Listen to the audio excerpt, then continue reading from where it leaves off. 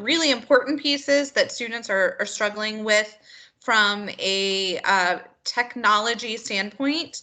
And so on Thursday, some of you who had been interested may have attended a training with Brian Maddox and our technology team, where they really went through kind of the basics of technology, like how to turn on the computer, how to get into the computer, for parents to set up a parent portal, things like that.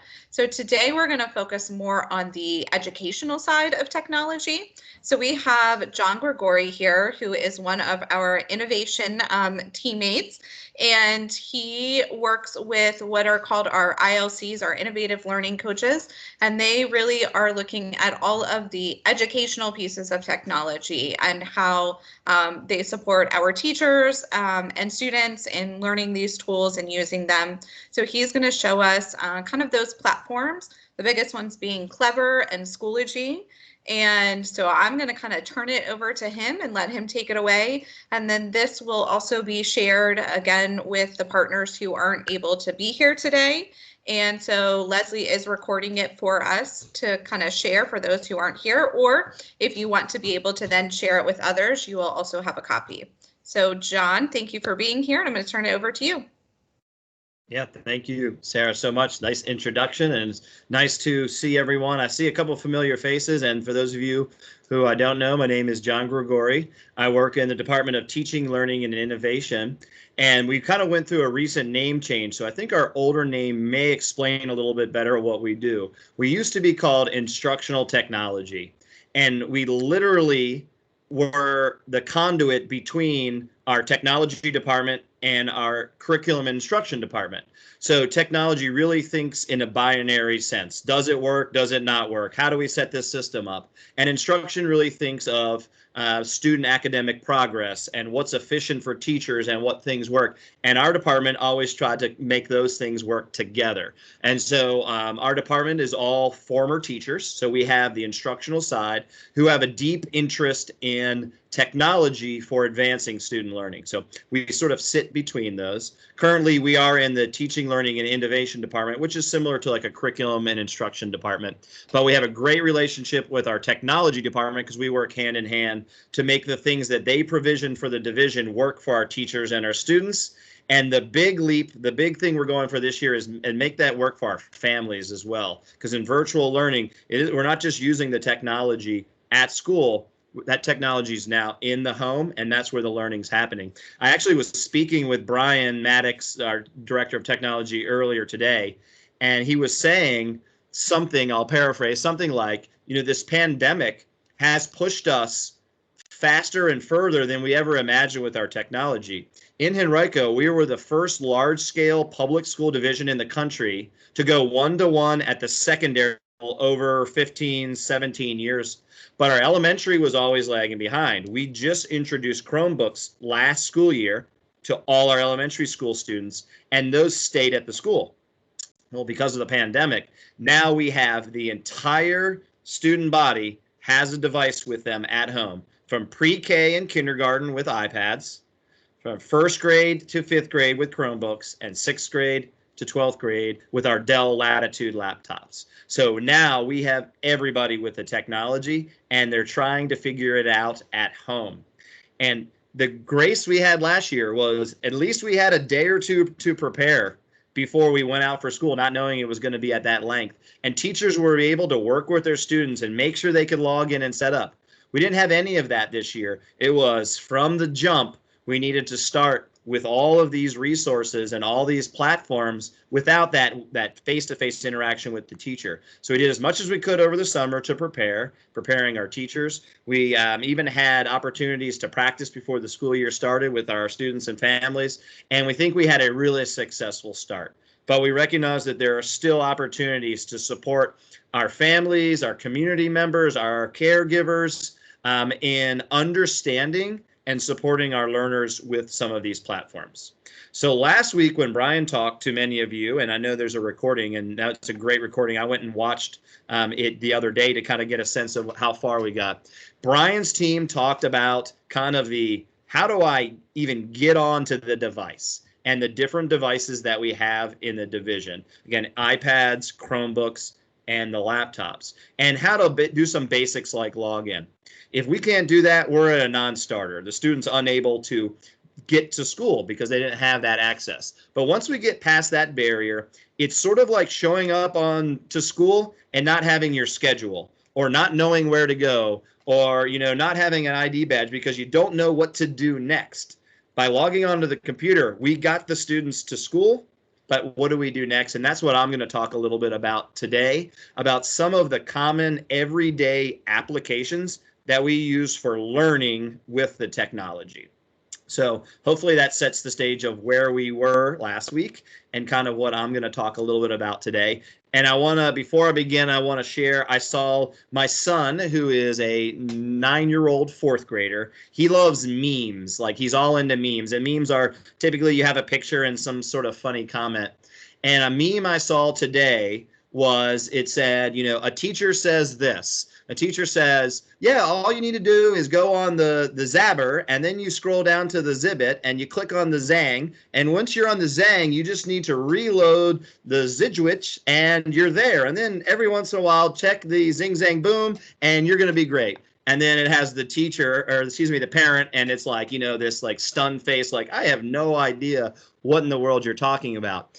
And that happens a lot in education. We use acronyms, or the ed tech companies have cute, fun names, but they don't make any sense to someone who's just experiencing these for the first time. So my number one goal is to get you today into the ballpark of understanding some of the names and what they do, so that when you have conversations with families, caregivers, whoever you're helping to support, that you could say, I know what that weird sounding thing clever is. Here's what it is. And I love analogies, so I'm going to kind of walk you through analogy. Hopefully that'll make all of this connect. So you guys ready to get going? Let's do it. Okay. All right, so I'm going to share my screen. And just with a couple visuals, there's nothing you need to write down, because I can share this presentation with you, and I'm going to show you where you can go get all of this later on. So I'm going to go ahead and click and share my screen here. Let's see. Hopefully everybody can see that. Give me a thumbs up if you can see that. All right, excellent. All right, so basically we're learning with HCPS technology, where last week was all about just accessing. All right, so let's talk about this analogy that we have been using since August that I think helps connect these strange sounding resources, the Zerberts and the Widgets and all the things, into something that we know.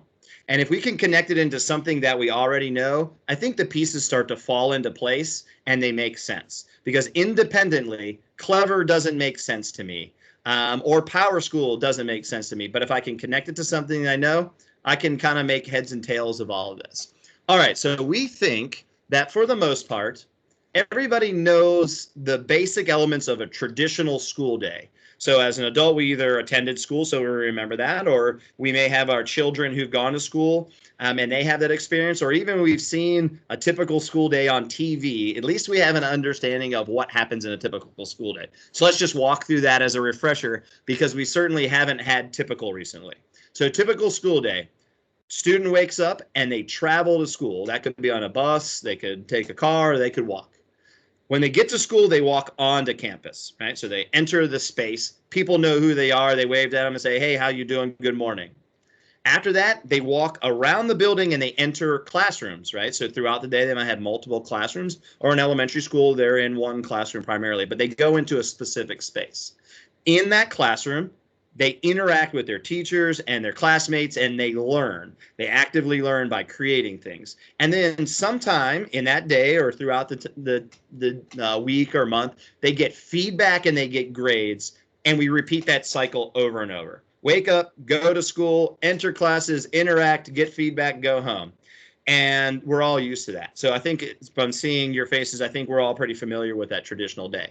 Well, in virtual learning, and really in normal times as well, we have online equivalents for all these. We need them in virtual learning, where in traditional times we didn't necessarily need them on day-to-day, but they were available. But we're really going to highlight them for virtual learning. So let's walk back through that traditional day and show you what the equivalents are in virtual learning to help make this analogy make sense and put the pieces of the puzzle together. So last week, Brian's team walked everyone through that first part of the analogy, traveling to school. Without the device in virtual learning, our students can't go to school. So the device, the iPad, the Chromebook, or the laptop, that's the bus that gets a student into the school space. So if you have any questions about that, we'll reference Brian's training from last week. And of course, I can answer some questions afterwards. But that really walked through, his training last week walked through the different devices and how to get onto them, power them up, and log in. That got our students to school. Next comes where kind of the part that I'm going to talk about today is all the stuff that's in that orange square, but I'll break it down one at a time. When a student walks on campus, normally people recognize them and they say hi, teachers say hi, or the principal's out front and waves them and their friends say hi. Well, in the virtual world, when a student's on the computer, it's difficult to tell who they are. So we have something called Clever Single Sign-On, and you've probably heard the word clever.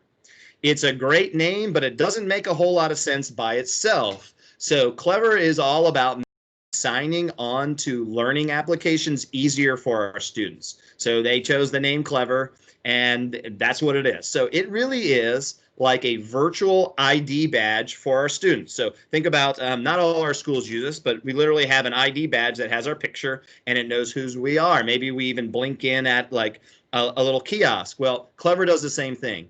And it's not just how we get in, it unifies all the passwords. So our students only need to remember one username and one password. And that's a huge win in normal education because we have our youngest learners typing in their username and password, takes up a lot of instructional time, but especially in virtual. Once the student logs into their computer and they go to Clever, they are virtually signed into everything that they're going to be working on the rest of the day. All right, so we know our devices are how we get to school. Our virtual ID badge is Clever. So if you ever have any questions about Clever, you can say, I know what that is. That is our single sign-on that allows our students to only have to know one username and password, and it gets them into everything that they're going to interact in that single day. All right, well, Clever is really important because I need that to walk onto campus. But once I walk onto campus, where do I go? What's my schedule? Where are my classrooms? That's where Schoology comes in. So again, another clever name from an ed tech company. So it's school and OG like the study of. So Schoology is the product we use. And that is our division's learning management system. Not an important word to remember or phrase to remember, but basically it's like our virtual school buildings and classrooms for learning. Now we use Schoology even in traditional times and face-to-face learning, but it's super important right now. So a student can go into different courses in Schoology. So when they're logged into Schoology, they have their different courses. When they click on a course, that takes them into a space that has their fellow students, their teachers, the materials, assignments, calendar, updates, all kinds of things that they interact just like they would in a normal classroom. Imagine it's like you walking in a classroom and there's a bulletin board with the calendar and there's the daily agenda up there. All those things that you would see in a normal classroom are in Schoology.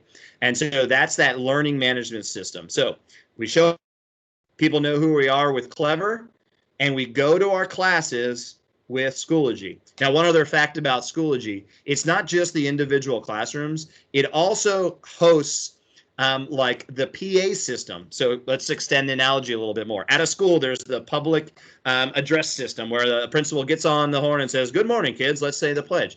Well, Schoology has that. It has announcements that go school-wide, but that PA system also extends to all the users. So if a parent signs into Schoology and creates an account and connects their student to that account, they also get those messages. So it's like standing outside the school and hearing the PA system from the parking lot. It broadcasts to everybody. So really, Schoology is like our virtual school building. All right, I'm going to keep rolling with this analogy because you can see I'm very passionate about my analogies. All right, so let's keep going.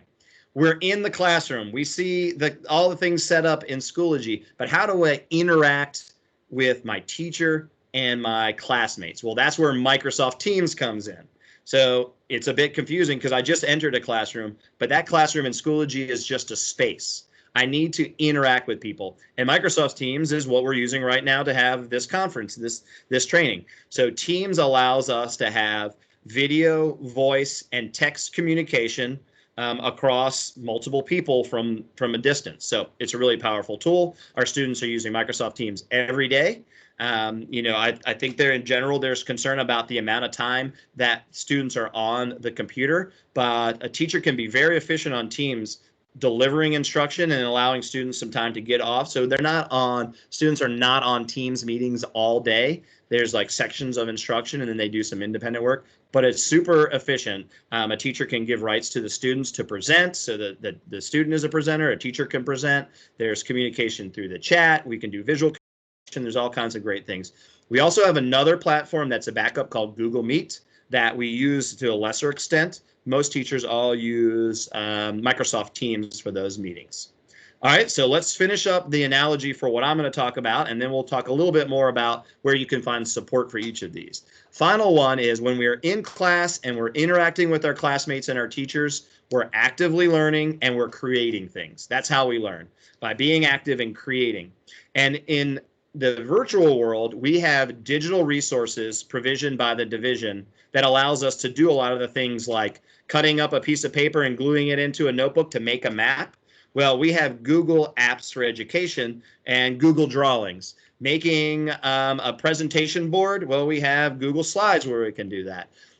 When it comes to doing math practice, maybe we would do a worksheet in the past. Well, we have several math programs that are adaptive, that when a student answers several questions correct, the questions get more difficult. If they answer a few questions incorrect, it automatically levels and gives them appropriate challenging questions. So there's some amazing tools that are out there. And those are all the things that allow us to actively learn and create in a virtual world.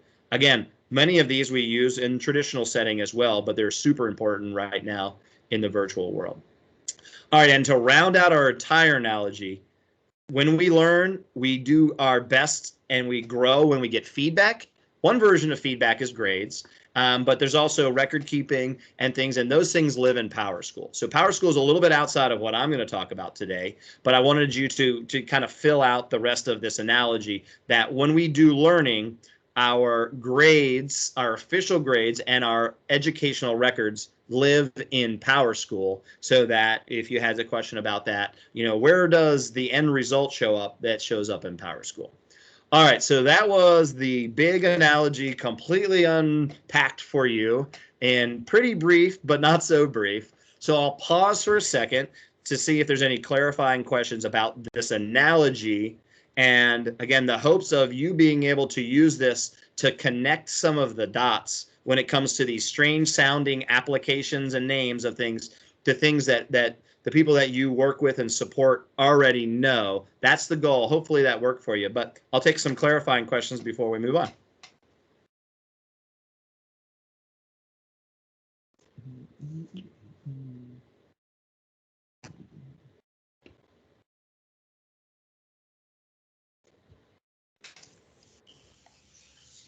I don't see any hands raised, and I will say this group is pretty good about asking questions, so.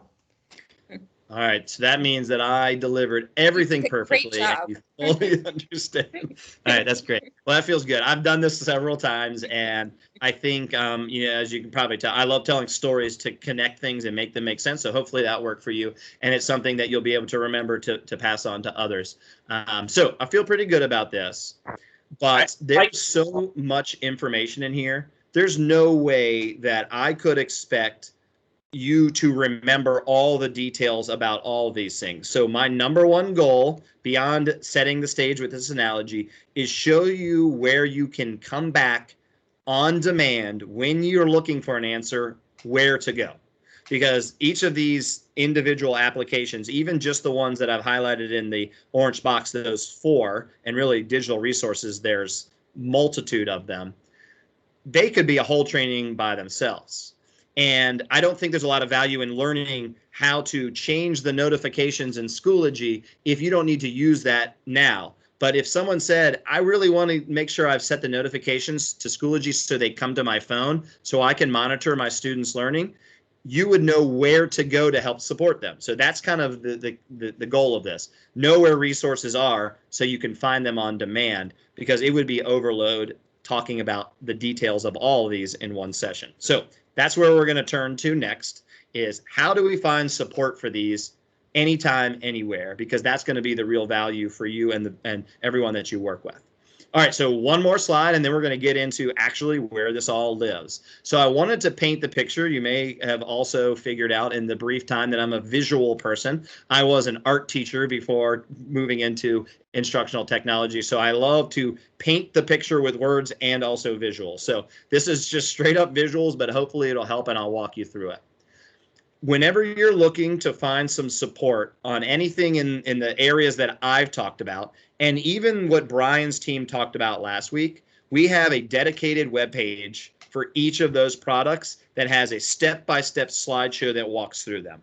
So we try to break everything up, make it very granular, step-by-step, one thing at a time, so that's easy to follow. And we made these presentations universal. So they're made for students, they're made for family members, they're made for caregivers, the community, anyone. So rather than creating separate ones for each of those groups, we kept it really straightforward and simple so anybody can go to these presentations, follow them, and help students be successful in learning.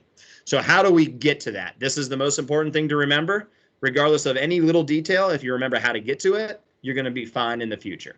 All right, so the first image in the top left, that is the Henrico County website. So that is henricoschools.us.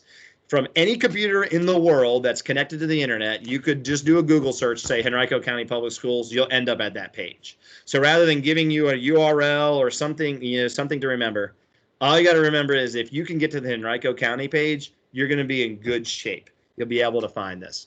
And in the near future, it's going to look a lot like this. So as long as we're in sort of this mission forward mindset where we're talking about bringing our students back and embracing virtual learning, it's going to look a lot like the picture that's in the top left corner.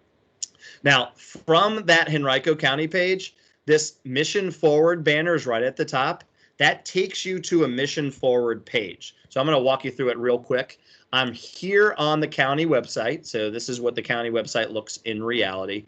And right at the top, there's this mission forward banner. These are sort of, we call them sliders. They slide through like common topics, but it usually starts right here with mission forward, and it may be somewhere else on here. I think return to school would take you there. So if that banner wasn't up, when you click on that banner, it's going to take you to the mission forward page. This is a page that's dedicated to everything that's happening in education in Henrico County right now. So that is all the virtual learning and some of the plans going forward as we look to get back to face-to-face and hope everything works out for that. So this is that next step. So Henrico County page and then the mission forward page. So back in on the presentation, the visual, we started Henrico, and we're going to go to the mission forward page. Now I want to walk you through this page real quick till we get to the very specific thing that I'm excited to share. So if I just scroll down here, you can see there's some different calendars and schedules.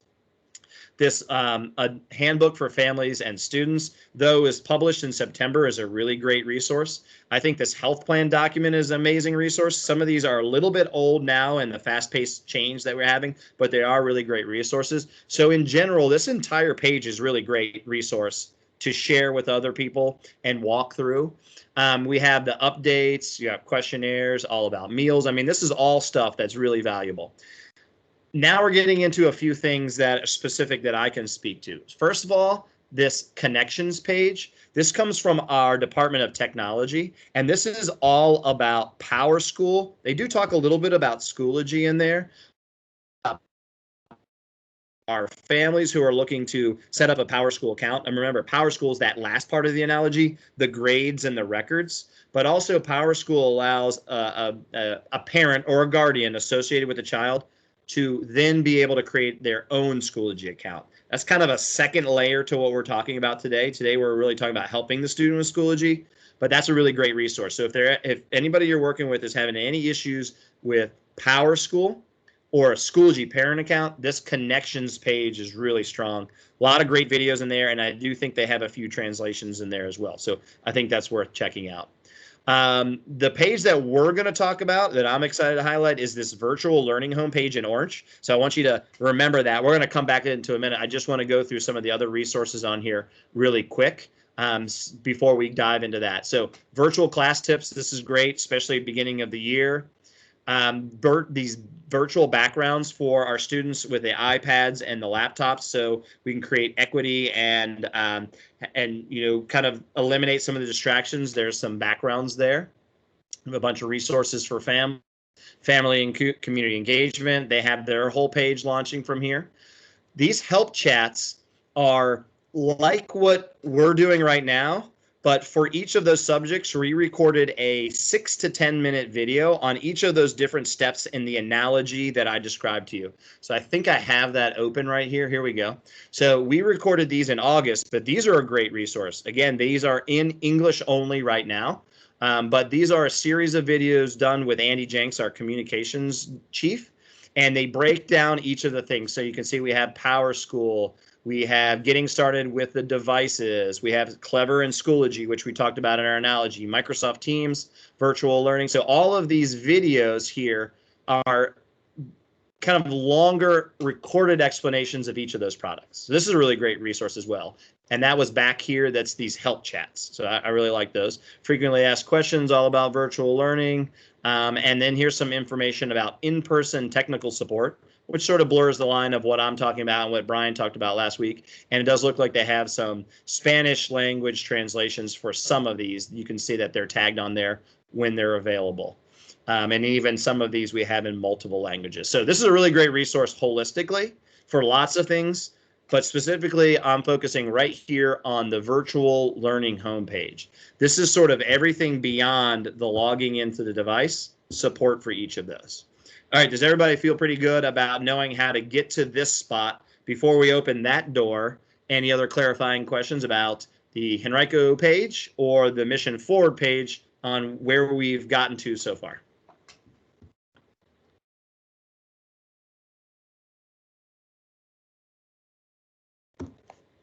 Awesome. All right, let's keep going.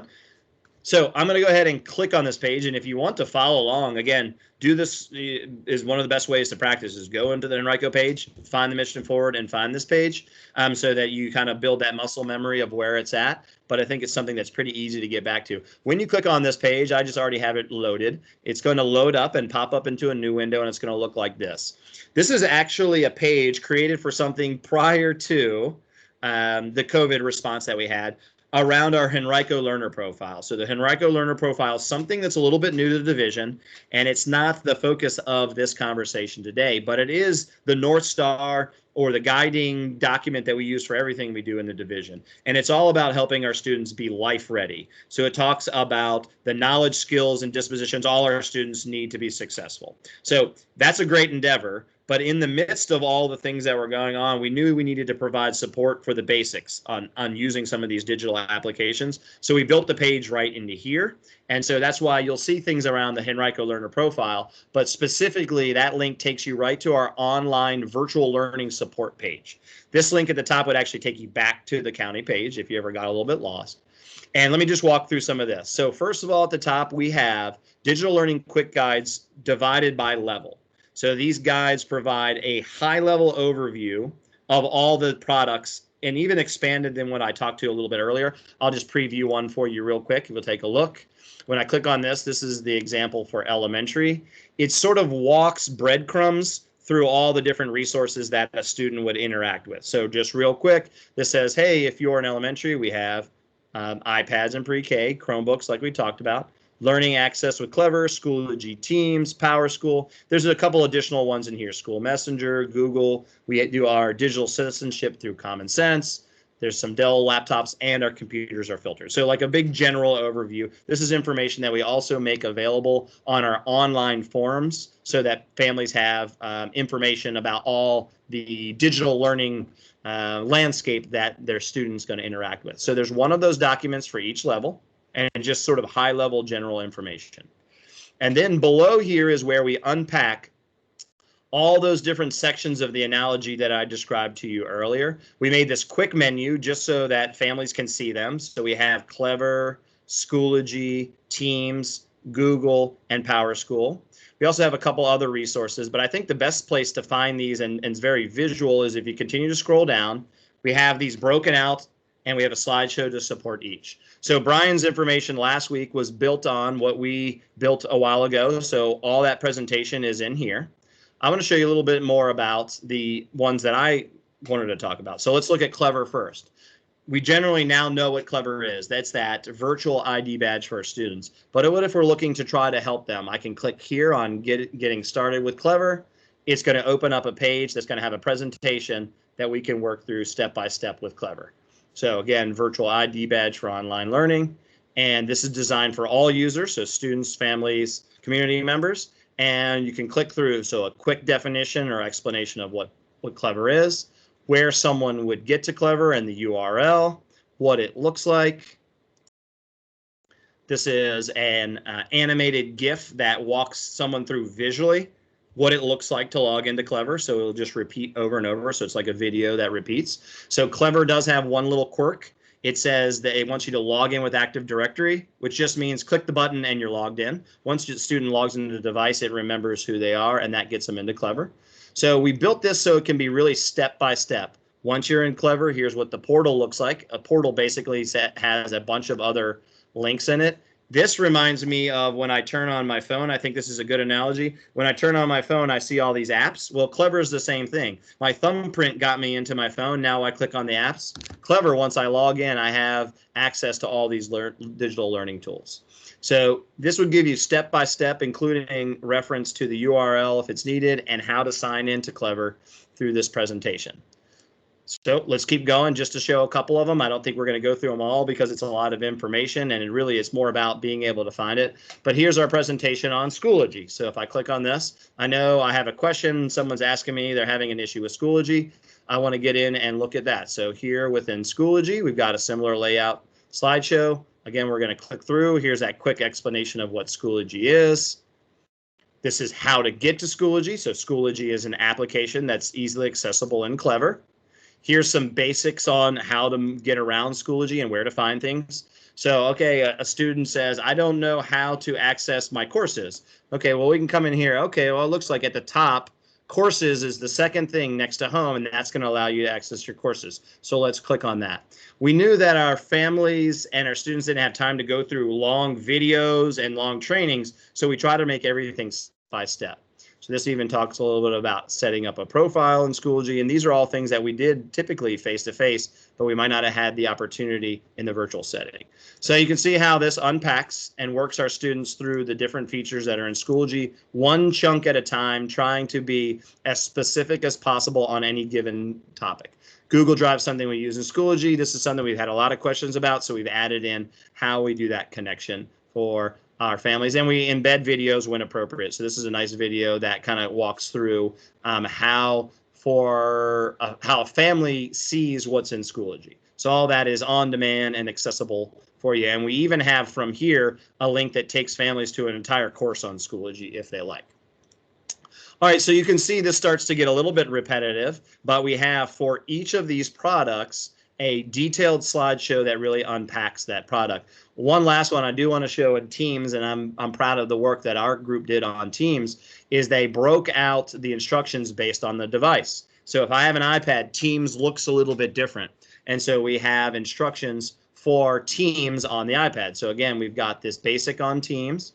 What's it all about? How's it work? And then when you get to here, if you're interacting with an iPad and you're having an issue with Teams, when you click on that, it jumps down into the presentation into the part that's specific just about an iPad. So I think that's really great because it's going to give you the tailored view. Teams looks a little different on each of the platforms. So this is giving me a view of exactly what it looks like on an iPad versus what it might look like on the Chromebook or what it might look like on the Dell laptop. So if I kind of keep fast forwarding here, here's how it looks on the Chromebook in the application. Some of the features are different. And that would be confusing if I was looking at a Chromebook but looking at instructions for an iPad and they were different. You could understand that could create some confusion. So for each of those products, we've got those presentations. Google Suite is sort of that one we talked about where it's about actively learning and creating. And we even get into PowerSchool that introduces our families to PowerSchool, and even though there's some more resources on that connections page. All right, so I'm running out of voice and I'm just throwing a lot at you. But the goal is that you know where to come back to, not that you learn everything today, but that you see that there's a suite of resources that are out there that you can access anytime that you want to try to find the answers. And I think Monica was talking about this before she jumped off. In a lot of cases, it's not that our families or our students or our community members can't do something. It's that they don't know where to get the support, or there's a fear factor in starting. Design this in a way that it's very approachable, it's very user friendly, it's step by step with simple wording and lots of visuals, and that it has that visual element. Even just scrolling through here of the school bus represents the device, that's how we get to school, the ID badge for Clever, and trying to make that as visual as possible. I think I'll close up, Sarah, if that's okay, on some of our resources do have multiple language versions. That's something that we're fortunate enough in innovation that we have several Spanish-speaking staff who have been able to help us verbally translate some things. We also work really closely with Sarah to get as many things translated as possible. We focus, number one, on the device support. So within our device support slideshows, and Brian went through and his team went through a presentation last week, we have, as much as we can, we have Spanish versions of these to really make sure that students were able to get to school. And we're working on updating their other documents for Clever, Schoology, and Teams to also have versions of those as well. But Sarah is already off and running and working with us with some other ways that we can do some translations beyond just Spanish, and that we're really excited about. So I think the potential in the near future to have this information accessible to as many people is really high. So, all right, so I feel pretty good about level setting and sharing the resources. Hopefully it's not too much at once, but if you can walk away with that analogy in mind and knowing where to come back to find any specific question, I think you're going to be in great shape. I'm always open for questions. I know through this committee, we could reach out to Leslie, and Leslie can always share them with me if you had any other questions beyond today, because it's never in the perfect setting where, oh yes, I have this question that's, someone asked me today, but it's going to be a week or a month from now when someone says, I'm running into a problem with this. Can you help me? And you say, I know exactly where to go, or I know just who to contact. And hopefully we can keep that relationship and catch up with each other and support each other in the future with these resources and communication. So, Sarah, how's that? How do you feel? And I'll stick around for some questions if needed. Yeah, that was wonderful. Thank you so much, John. Does anybody have questions while we still have John here? I'll just give you guys a few minutes. Or comments.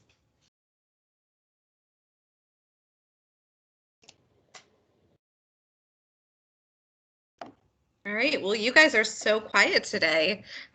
We will just kind of end up with a last few kind of thoughts moving forward. And if you come up with any questions, I think we still have John here for a few more minutes, and so we can please shout those out.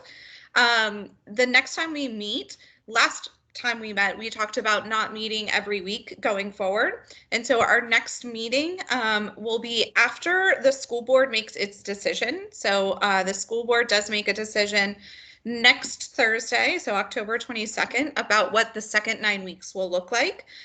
We will definitely want to meet back with you all then and kind of get that information to you all. And thank you so much for those of you who helped us with getting the survey word out, and several of you helped families fill it out. Some of you sent it to us and I input it. So thank you guys for your help with that. We're definitely going to want your help for the next one, because that will be the point where it's a binding. So once the school board has made its decision, we will need families to decide, are they doing whatever the school board has decided for what in-person might look like, or do they want to stay virtual? So we will meet again after the school board makes that decision and make sure to share that information with you. At that time, I also will have information for our PEP classes, which is our Parent as Educational Partners, which is some English classes that we do offer our second language parents, and what that will look like this year. So we'll have Nancy Staples from the Welcome Center to share that information, as well as anything else that may come up between now and then. Leslie, do you have anything else you want to share or say? No, just again, thank you, Jonathan. This was great. I learned some stuff you showed me some stuff. I said, oh, I didn't know that was there. But just to piggyback off of what Sarah said, the links to both the training from last week and this training, once I get it sent to me, I'll put them up at the same time. I'll send it out. It looks like the training for the first one is on the platform that all you have to do is click the link and it'll take you to wherever technology has put it. Mm-hmm. So I'll get that link and I'll send an email out to the entire group and you'll be able to see both of them. And like I said, they piggyback right off each other. Jonathan picked up pretty much where the first training left off. So it's a great tool. And we're also going to work on getting it translated into different languages. That piece is going to take a while, but that is the plan, is to take both of these recordings and get them translated into different languages as well. All right, before we close out for the day, does anybody else have any other questions or comments just related to anything? I just wanted to quickly kind of throw my 2 cents in for whatever it's worth in terms of talking about getting the videos translated and everything. Personally, at CCC, at Commonwealth Catholic Charities, the biggest languages that we would need, if it means anything to you, are going to be Dari and Swahili, I think. Okay. So just to throw that out there. Thank you, Nate.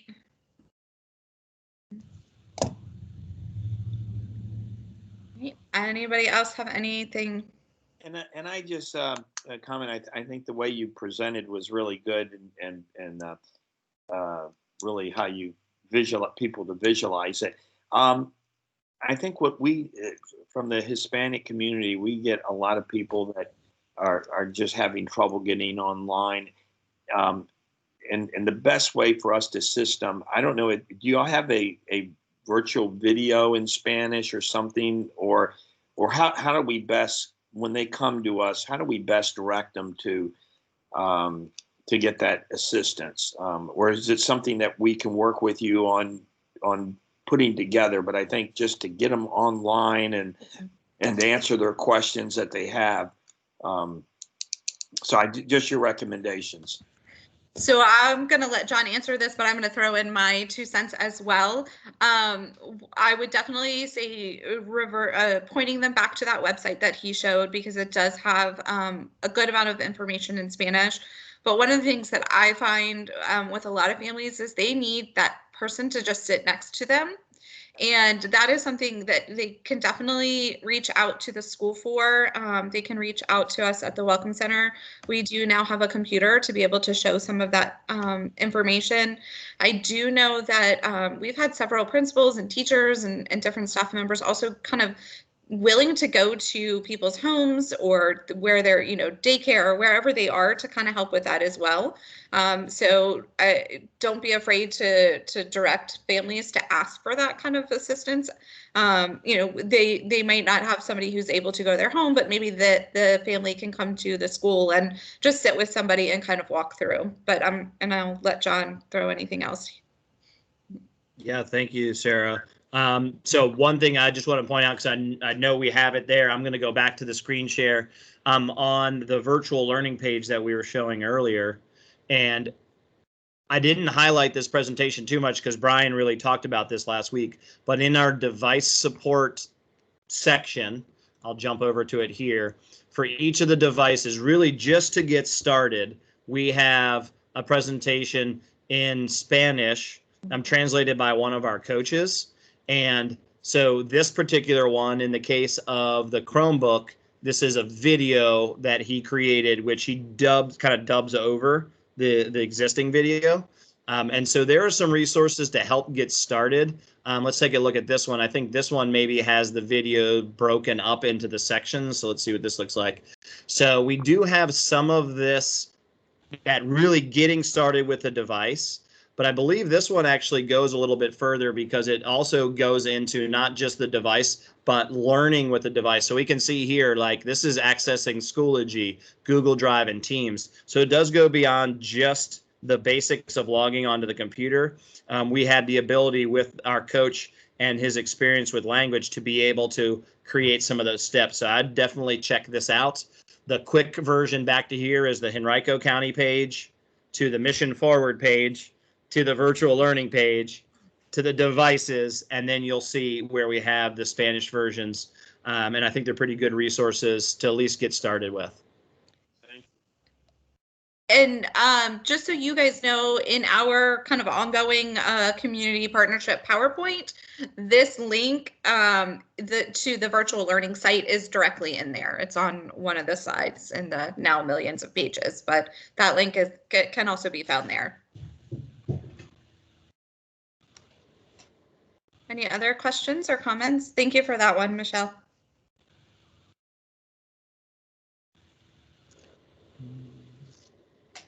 All right. Well, as always, I am so appreciative of your time and your partnership in supporting our immigrant and refugee families. We definitely could not do all of this great work without your support. So thank you so much. And you are always welcome to reach out to myself, to Monica, to Leslie, and we will connect you with any information that you need. But look for that next invite in likely 2 weeks. So not next Tuesday, but maybe the following Tuesday when we have a school board decision, and we will make sure that you have the information that you need to share with families about what we're doing for the second 9 weeks. Sarah, just one more thing, and I'll send a wider email out to everybody later. Monica, if Monica's going to be having, or how do I say this? If you want to have a one-on-one meeting with Monica, just to discuss what's needed for your community, for the families that you serve, she's asked me to schedule meetings with you. So if you want to have that one-on-one meeting with her, just shoot me an email, let me know, and we'll work on getting you on her calendar. Okay? All right. Thank you all. Have a great rest of your day. Thank you, John.